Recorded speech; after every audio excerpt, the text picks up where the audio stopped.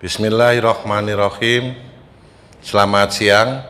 Terima kasih kepada para wartawan, mass media nasional, baik cetak, foto, dan televisi yang berkenan hadir di Pertemuan Nasional Pertanian Keluarga di Jakarta. Berdiri di samping kanan saya perwakilan dari petani pemulia padi Bapak Joharibin,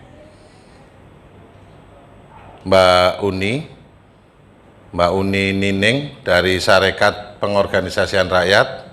Di sebelah kiri saya pemuda tani dari Kabupaten Sidoarjo dan Ibu Dewi Astuti, Mbak Wiwi dari Yayasan Bina Desa Sadajiwa. Izinkan kami akan melakukan siaran pers dan nanti akan dilanjutkan dengan tanya jawab. Pencapaian implementasi rencana aksi nasional pertanian keluarga di Indonesia masih jauh dari harapan. Resolusi pertemuan tahunan Komite Nasional Pertanian Keluarga disingkat KNPK 4 November 2021.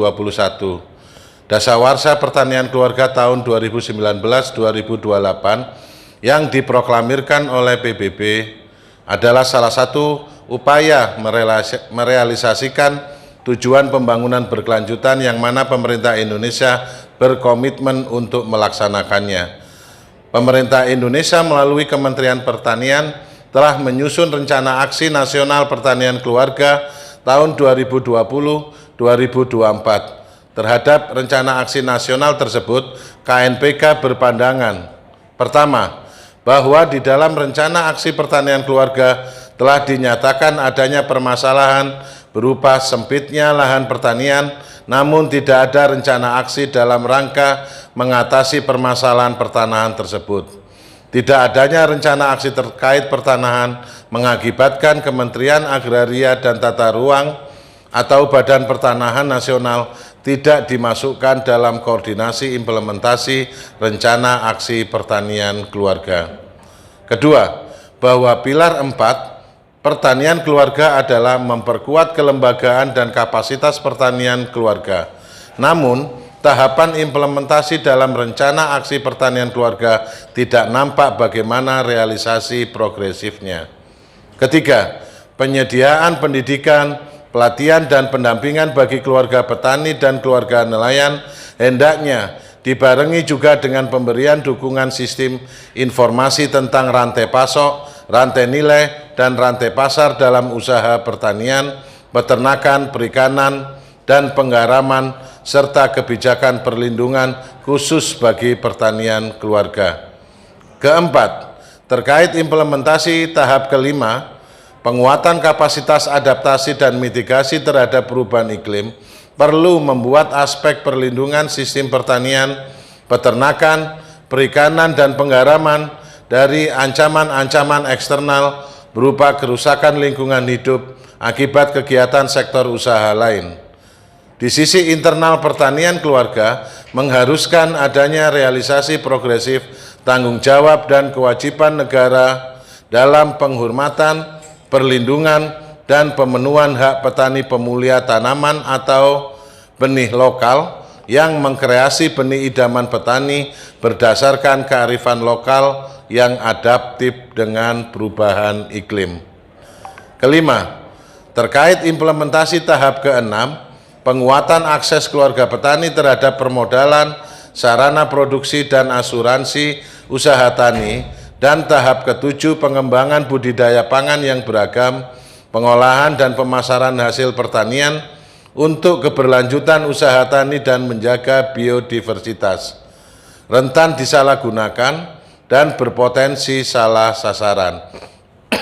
Jika permasalahan pertanian keluarga tidak secara utuh dikenali, pendataan keluarga petani dan keluarga nelayan kecil tidak akurat, serta tidak kuatnya kelembagaan petani dan nelayan kecil. KNPK telah menyusun alat pemantauan implementasi Rencana Aksi Nasional Pertanian Keluarga di dalam uji coba penggunaan tool of monitoring tersebut pada bulan Oktober 2021 di Kabupaten Agam, Sumatera Barat, Kabupaten Pandeglang, Banten, Kabupaten Semarang, Jawa Tengah, dan Kabupaten Polewali Mandar, Sulawesi Barat.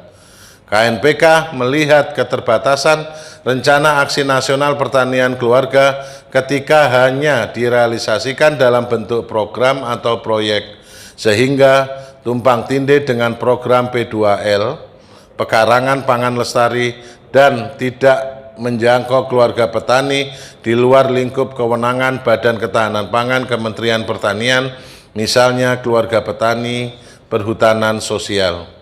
Namun, berdasarkan penelitian di komunitas petani dan nelayan anggota KNPK di Kabupaten Agam, Provinsi Sumatera Barat, Bulukumba, Provinsi Sulawesi Selatan, Indramayu, Provinsi Jawa Barat, dan Blitar, Provinsi Jawa Timur menunjukkan adanya pengembangan pertanian keluarga melalui inovasi budidaya, pengolahan, dan kelembagaan yang seharusnya didukung oleh pemerintah atau pemerintah daerah dalam pemajuan dan pemberdayaan pertanian keluarga. Dalam konteks tersebut di atas, KNPK kemudian menyusun policy brief tentang pengarusutamaan pertanian keluarga dalam kebijakan agraria, pertanian, peternakan, perikanan, dan pangan.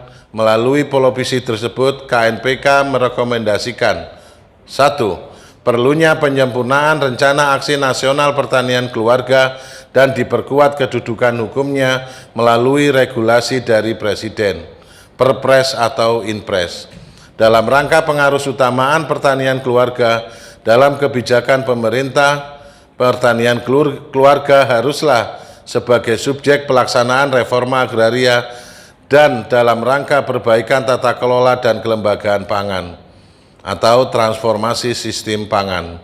Ketiga, perlu Pemda menyusun rencana aksi daerah pertanian keluarga sebagaimana pemajuan yang telah dilakukan Komite Daerah Pertanian Keluarga di Kabupaten Blitar, Jawa Timur.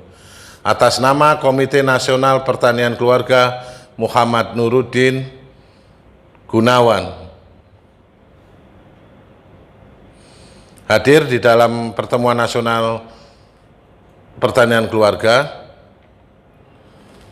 dari Aliansi Organis Indonesia (AOI), Aliansi Petani Indonesia (API), Aliansi Perempuan Petani Indonesia (APPI), Bina Desa, Field Front Perjuangan Pemuda Indonesia, Federasi Petani Sulawesi Selatan, Indonesian Human Rights Committee for Social Justice, Ikatan Petani Pengendali Hama Terpadu, Sayugjo Institute, Serikat Nelayan Indonesia, Serikat Paguyuban Petani Korea Toyiba, Sarekat Pengorganisasian Rakyat Indonesia, dan Yayasan Alifa. Terima kasih. Wa'ul muafiq ila aqwamit. Wassalamualaikum warahmatullahi wabarakatuh. Selanjutnya kita lanjutkan dengan diskusi dan tanya jawab.